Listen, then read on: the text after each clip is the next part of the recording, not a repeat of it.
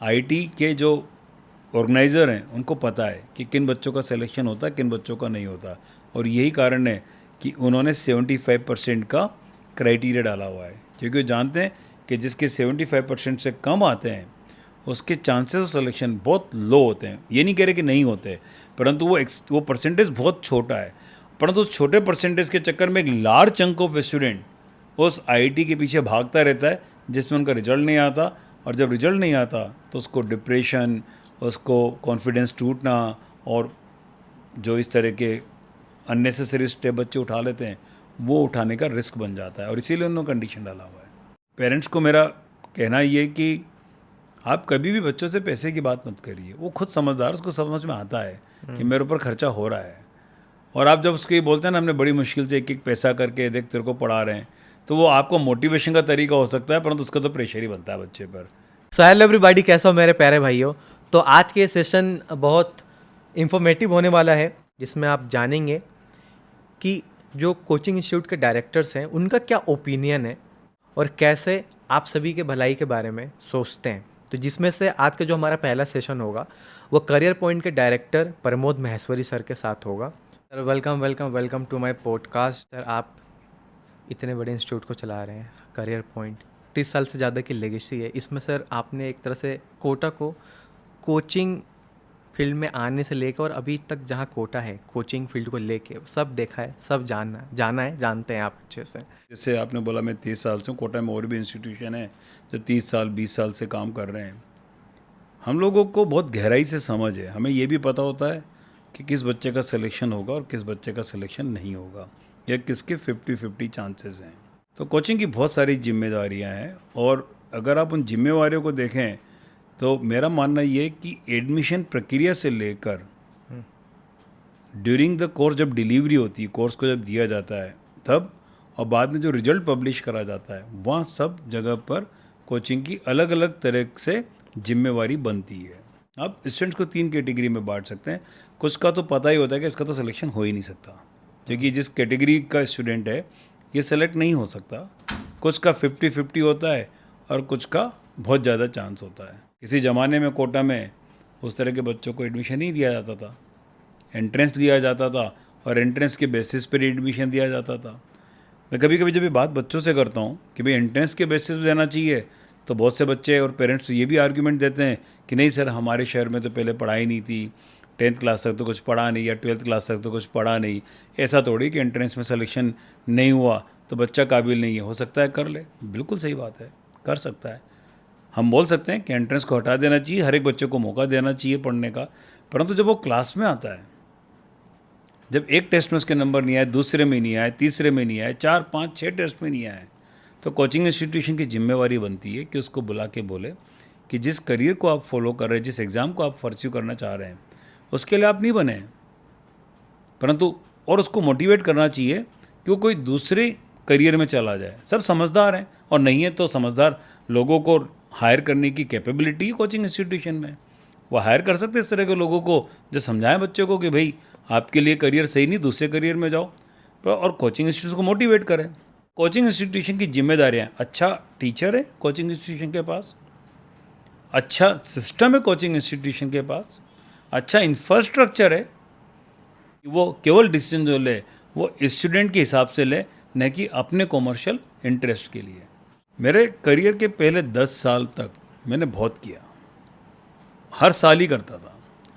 IIT के बेच में पहले बात तो हम एंट्रेंस के बेसिस पर एडमिशन देते थे, हर एक को नहीं देते थे, तो पहला राइडर तो हमने वहीं लगा रखा था। एंट्रेंस के बाद भी जब बच्चे साल भर तक पढ़ते थे तो पहले आईआईटी का एग्ज़ाम मई में होता था, तो दिसंबर के आसपास, नवंबर के आसपास हम बच्चों को, नवंबर दिसंबर के आसपास जो साल भर तक ऑलमोस्ट बैच कंप्लीट होने लग जाता था, तो वहाँ पर आकर हम बच्चों को बोलते थे कि भाई ये ग्रुप जो है अब पीईटी की तैयारी करेगा, यानी प्री इंजीनियरिंग टेस्ट होता था उस टाइम पे राजस्थान में, तो आप पीईटी का करेंगे और बाकी आईआईटी के लिए कंटिन्यू रखेंगे, क्योंकि आईआईटी का एग्ज़ाम थोड़ा लेट होता है, पीईटी का भी उसके बाद होता था, तो हम उनको अलग अलग कर देते थे और अलग करके उनको पीईटी की तैयारी कराना शुरू कर देते हैं। मैंने लगभग अपनी ज़िंदगी में 10 साल तक ये करा।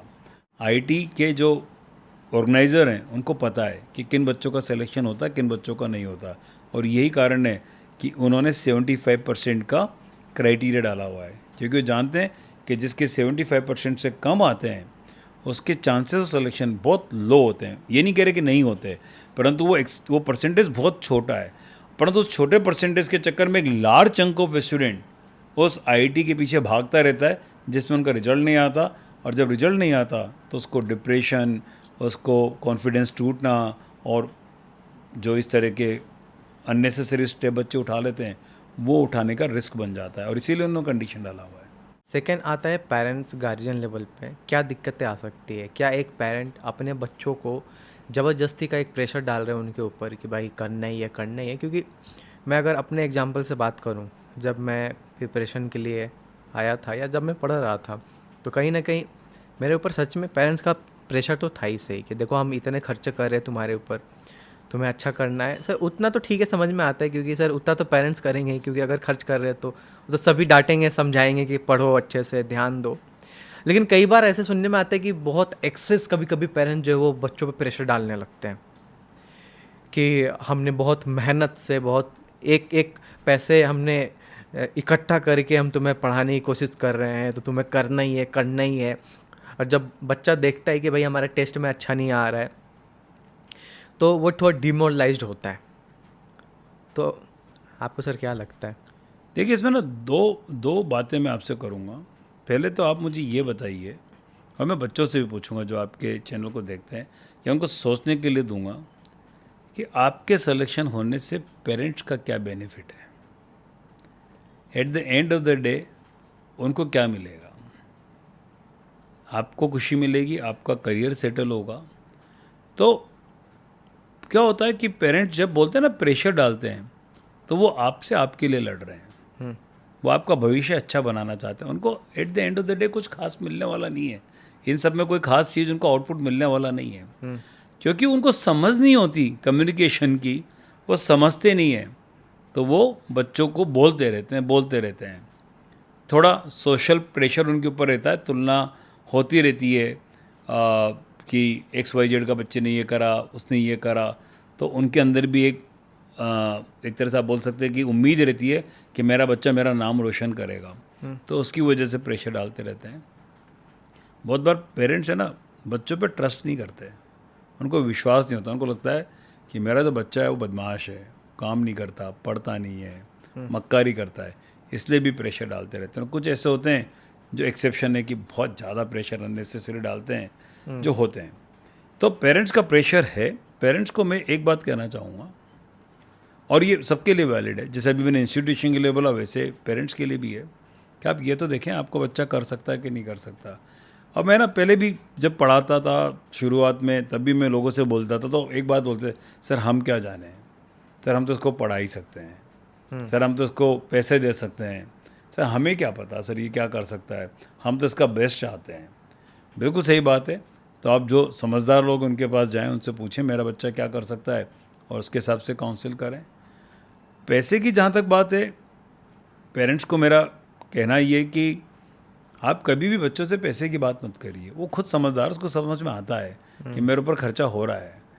और आप जब उसको ये बोलते हैं ना, हमने बड़ी मुश्किल से एक एक पैसा करके देख तेरे को पढ़ा रहे हैं, तो वो आपको मोटिवेशन का तरीका हो सकता है, परंतु उसका तो प्रेशर ही बनता है बच्चे पर कि क्या है। और तो पेरेंट्स का तो बहुत दिक्कत है। पेरेंट्स को बहुत मेच्योर होना पड़ेगा, पेरेंट्स को बहुत समझदारी लानी पड़ेगी। बहुत बड़ी जिम्मेदारी पेरेंट्स की है। जिम्मेदारी पहली है कि आप अपने बच्चों को सबसे ज़्यादा पहचानते हैं कि वो क्या कर सकता है, क्या नहीं कर सकता। और अगर आप नहीं पहचानते तो ऐसे आदमी के पास जाइए जो उसके बच्चे की पोटेंशियल को आइडेंटिफाई करके आपको सही सलाह दे सके। वो जिम्मेदारी आपकी है। आप उसी तरह से बच्चों को फिर एडमिशन कोचिंग कराएं, उसको वहाँ पर भेजें। तो पेरेंट्स की बहुत बड़ी जिम्मेदारी है कि बच्चों का पर प्रेशर बिल्कुल ना आने दें किसी भी तरह का, चाहे वो फिनेंशियल है, चाहे वो एकेडमिक है, चाहे वो कंपैरिजन का प्रेशर है। और उससे बच्चों को बचाएं, अपने बच्चों को बचाएं, क्योंकि हर एक का बच्चा अपना आप में यूनिक है। आपका बच्चा क्या किस्मत में लिखा के लाया है वो आपको भी नहीं पता। वो IITian बन जाएगा, डॉक्टर बन जाएगा, ज़रूरी नहीं कि वो सफल बन जाएगा। और हो सकता है कि वो कुछ ना करे और 12th पास ही रह जाए, तो भी वो बहुत भयंकर ज़िंदगी में सक्सेस ले ले। बहुत केस हैं, कोटा में से बहुत से केस है। कोटा आए, कोचिंग में आए, कोचिंग में कुछ नहीं कर पाए, कुछ सिलेक्शन नहीं हुआ, और बाद में आज पूरी दुनिया जानती है। बादशाह को तो आप जानती ही हैं। कोटा आए थे कोचिंग करने, हम्म। बादशाह के गाने तो बच्चों ने सुने ना, कोटा में आए, वो कोचिंग करी, नहीं हुआ, आज बादशाह हो। वो इंजीनियरिंग कॉलेज में गए, नॉर्मल बादशाह बने। अच्छा, ये बात मुझे पता नहीं थी। अरे वाह, आपको पता नहीं है, बादशाह कोटा कोचिंग किए हुए हैं। अच्छा। ओयो के फाउंडर जो हैं रितेश अग्रवाल, वो कोटा से हैं। हाँ, वो तो मतलब 12th में भी ऑलमोस्ट पास नहीं हुए थे। आज उनकी मतलब दुनिया की मतलब $multi-billion कंपनी है। पेरेंट्स को भी कोई नहीं समझाता कि यार आपके बच्चे की किस्मत में क्या लिखा हुआ है, वो कम्प्लीटली डिफरेंट है। तो जल्दी नतीजा न निकालें, प्रेशर न डालें उसके ऊपर। तो पेरेंट्स की बहुत जिम्मेदारी है। और अगर हो सके तो जब कोटा बच्चों को भेजते हैं या कहीं भी भेजें, एक पेरेंट बच्चे के साथ ज़रूर रहे, मदर या फादर में से कोई भी साथ में रहे। इमोशनल सपोर्ट की बहुत ज़रूरत पड़ती है बच्चों को। जब आईटी मेडिकल जैसे स्ट्रेनियस एग्ज़ाम की तैयारी करी जाती है तो डर तो बहुत लगता है ना सिलेक्शन नहीं होने का। तो उसके लिए जाके किससे बोले? दोस्त तो सारे कॉम्पिटिटर हैं। जो सबसे नज़दीकी दोस्त है, जो सबसे क्लोज फ्रेंड है, वो भी तो आपका कॉम्पिटिटर ही है। आज के दिन में सर इंटरनेट पे देखा जाए तो इतना मोटिवेशन, इतने मोटिवेशनल वीडियोज, इतने काउंसलिंग, कोचिंग में भी अगर देखो तो सर हर जगह काउंसलिंग हो रहा है, साइकोलॉजिस्ट बैठे हुए हैं, हर चीज़ अवेलेबल है, हर चीज़ है। तब भी सर एक बच्चा इतना कैसे सर वो स्टेप कैसे उठा लेता है, समझ में नहीं आता। जब ऐसी घटनाएं सुनते तो सर एकदम से दिल दहल जाता है कि यार हर चीज़ होने के बाद भी क्यों ऐसा। देखिए, ये ना एक तरह का मेडिकल डिसऑर्डर है। हाँ। और इसको कोई सोसाइटी एक्सेप्ट करने के लिए तैयार नहीं है। लोग ये मान के चलते हैं कि अगर किसी से बोलो कि साइकिक केस है, ये साइकेट्रिस्ट को आपको कंसल्ट करना चाहिए, तो साइकिक केस का मतलब लोग समझते हैं पागल है। पागल नहीं है, उसको ओसीडी टाइप है, ऑब्सेसिव कंपल्सिव डिसऑर्डर है। उसको बचपन से, छोटी छोटी फैमिलीज हैं, बचपन से उसको ऐसे बड़ा किया गया है कि तुम ही सब कुछ हो, तुम सब कुछ कर सकते हो, तुम सबसे बढ़िया हो, तुम सबसे सुप्रीम हो। इस तरह की उसको बातें बताई गई हैं। तो उसके दिमाग में उसके चारों तरफ का जो एनवायरनमेंट है वो सबका अलग अलग है हर बच्चे का। ऐसा नहीं है कि हर बच्चे का एक जैसा ही है, हर बच्चे एक अलग अलग तरह के एनवायरनमेंट में बड़ा हुआ है। तो ओसीडी मतलब उसको बहुत तरह के डिसऑर्डर है, मेंटल डिसऑर्डर है। और मेंटल डिसऑर्डर का मतलब ये नहीं होता कि पागल है वो। मेंटल डिसऑर्डर का मतलब है कि कोई चीज़ के दिमाग में बैठी हुई कहीं पर और वो उसको अननेसेसरी परस्यू कर रहा है, तो वहाँ पे कंसल्टेशन की बहुत ज़रूरत पड़ती है। कभी नहीं घबराना चाहिए। कभी आपको लगता है कि आपके बच्चे का जो बिहेवियर है एक नॉर्मल चाइल्ड के बिहेवियर से अलग है, go and consult psychiatrist. Psychiatrist का मतलब नहीं कि हम पागल खाने जा रहे हैं या पागल को दिखाने जा रहे हैं। वो पागल वो अलग होते हैं जिनको पागल, वो ज़माना पुराना था जब लोगों को पता नहीं था कि भाई मेंटल हेल्थ एक अपने आप में मेंटल वेलनेस एक अपने आप एक चीज़ होती है। तब लोग बोलते थे कि भाई ये इस तरह का बिहेवियर है, पागल हो गया, इसको आगरा भेज दो। जो कहानी चलती है ना, आगरा भेज दो, वो वाली कहानी नहीं है। वो मेंटल वेलनेस है, स्ट्रेस है, एम्बिशंस है, कंपैरिजन है। आप इतना ज़्यादा अपने आप पर प्रेशर लेके जी रहे हो कि आपका मेंटल वेलनेस बिगड़ जाती है और उसकी वजह से आप आइसोलेट हो जाते हो, एक ही तरह की बात के पीछे पड़े रहते हो। ऑब्सेसिव कंपल्सिव डिसऑर्डर टाइप की प्रॉब्लम्स आपको हो जाती हैं और आपको लगता है कि अगर मैंने ज़िंदगी में ये नहीं पाया तो सब कुछ बेकार है, और आप उस तरह के कदम उठा लेते हो। और ये चीज़ें बच्चा जैसे बोलते हैं ना कि अब इसको पेरेंट्स को कौन सिखाए, ये सब दिखता है उसकी बातचीत में, बिहेवियर में, उसका तो अपने आप को सर दूर करने लगता है, सबसे दूर करने लगता है, लैंग्वेज उसकी बदल जाती है, बहुत एग्रेसिव हो जाता है। हाँ। या बहुत साइलेंट हो जाता है, बातचीत करने में झंझट, मतलब ये दिखने लग जाती हैं सब चीज़ें। अब वो वहाँ पर थोड़ा सा अलर्ट रहने की ज़रूरत है। जिम्मेदार है पेरेंट्स, क्योंकि सबसे पहले जो सिग्नल मिलता है ना वो पेरेंट को मिलता है, क्योंकि घर पे तो बात करता ही है ना वो जिम्मेदार है। उसकी जिम्मेदारी बनती है कि मेरे बच्चे का बिहेवियर नॉर्मल से एबनॉर्मल हो रहा है, तो मुझे इमीडिएटली कोई ना कोई, मतलब वो एक तरह का सिग्नल है, मुझे एक्ट करना चाहिए। और फिर मुझे उसको पुश नहीं करना चाहिए कि करते रहो, फिर सारे काम धाम छोड़ो और बच्चे को संभालो, अगर बच्चा घर से बाहर रहता है तो। वो जिम्मेदारी है आपकी। उसकी जिम्मेदारी ये नहीं कि हमने पैसा कमाया, आपकी कोचिंग की फ़ीस भर दी, कोटा भेज दिया, अच्छा रूम दिला दिया, अब पढ़ो। फिर आप फाइनेंसर हो, आप पेरेंट नहीं हो। आप फाइनेंसर हो, फाइनेंस नहीं कर रहे हो बच्चे की पढ़ाई को, हाँ खर्चा कर रहे हो, पर उससे ज़्यादा बड़ी जिम्मेदारी आपकी। एक सोसाइटी में या एक कम्युनिटी में एक स्टेट ऑफ माइंड के बहुत सारे लोग होते हैं। जैसे अपन स्टूडेंट्स को लें तो एक ही तरह के स्ट्रेस के एनवायरनमेंट में बहुत सारे बच्चे, सबको एक तरह का तनाव है अपनी ज़िंदगी का कि मेरा सिलेक्शन होगा कि नहीं होगा। फिर अगर उनमें से कोई बच्चा ऐसा कदम उठा लेता है और बाकी उसी स्टेट ऑफ माइंड के बच्चे उसको सुनते हैं, तो उनकी probability of doing the same बहुत बढ़ जाती है। इसको कॉपीकैट सिंड्रोम बोलते हैं। मतलब ये साइंटिफिकली बाकायदा आपको इसके लिटरेचर मिल जाएगा, आप ऑनलाइन जाके पढ़ सकते हैं। कॉपीकैट सिंड्रोम है कि आप बीमारी है, आप वही करते हैं जो आपके जैसी मनोस्थिति में जो लोग थे उन्होंने किया। आईटी करना या नहीं करना आपकी कैपेबिलिटी को रिफ्लेक्ट नहीं करता। मतलब आप एक कम्युनिटी है 10 लाख बच्चों की जो अगले साल आईटी के एग्ज़ाम देंगे, उनमें से 10,000 कैपेबल बोले जाएंगे, बाकी क्या है। कि आप सबसे पहले ये मत सोचिए कि आप कैपेबल नहीं हो, आप ये सोचिए कि मैं किसी और चीज़ के लिए बनाऊँ, ये चीज़ मेरे लिए नहीं बनी है। और मैं बच्चों को बोलूँगा जो स्टूडेंट मुझसे सुन रहे हैं कि आप प्लान बी बनाइए। कि आपका प्लान बी क्या है, वो आपको थोड़ा सेफ रखेगा। और प्लान बी जो बनाना है ना आपको, कि भाई प्लान ए मेरा आईटी प्लान बी है, तो प्लान बी के लिए आपको कुछ एक्स्ट्रा करना नहीं पड़ता। आजकल प्लान बी प्लान ए से ही निकल जाता है, आपको 5-10% एक्स्ट्रा काम करना पड़ेगा जब उसका एग्ज़ाम आएगा, और आप वो आसानी से कर सकते हैं। पेरेंट्स को मेरे को एक ही सेंटेंस होना चाहिए, यार तू वो कर जो जिसमें तेरे को मज़ा आता है, तू वो कर जो तुझे पसंद है। बाकी पैसा यार, वो आपने पैसा लगाया तो आप वो कोई ट्रेड थोड़ी है, कोई सामान थोड़ी खरीद रहे हो आप उसके थ्रू की, तो वो मतलब बंद कर दीजिए। मतलब मुझे लगता है पेरेंट्स का एक बहुत सिंपल सा जवाब है कि बच्चों को आप एक ही लाइन बोलिए कि यार तुम वो करो जो तुम्हें पसंद है, और दुनिया में बहुत ऑप्शन हो, कर लेगा कुछ ना कुछ, वो उसको करने दीजिए। पेरेंट्स को तो मेरा एक बहुत वन लाइनर जवाब है। आज मेरी भी 2 डॉटर्स हैं, मैं तो अपने बच्चों को ये बोलता हूँ कि तुम वो करो जो तुम्हें पसंद है।